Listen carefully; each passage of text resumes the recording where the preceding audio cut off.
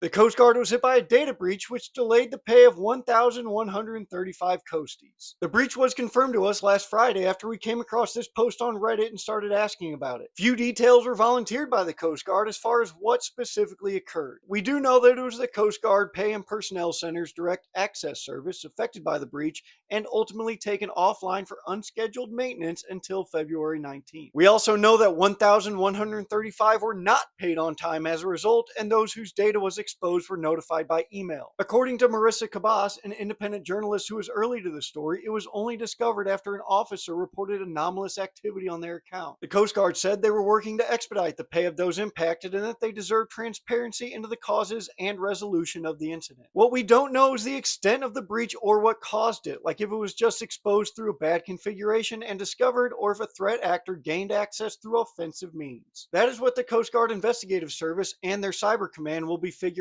out with the system offline and the potential attacker trapped inside. It's kind of like if somebody breaks into your house, so you wall it off from the outside world and then hunt them down. Or like in A Bronx Tale when that biker gang goes in and busts up the bar and then Sonny locks the door and says, "Now you can't leave," and then they just beat the ever-loving shit out of him. This is the Coast Guard's second incident in less than a year after having suffered another breach in April 2024 that exposed the data of 10,700 reservists, though that one was because somebody emailed a spreadsheet out with names, addresses, phone numbers, and other PII. Still, it's never a good look, but in this world, the attackers will always have the advantage because they only have to be right and get lucky once, while defenders have to be right and get lucky all the time. To read this full story and a lot more news from the military community that you may have missed, go to taskandpurpose.com and be sure to follow us right here for more news from the military community.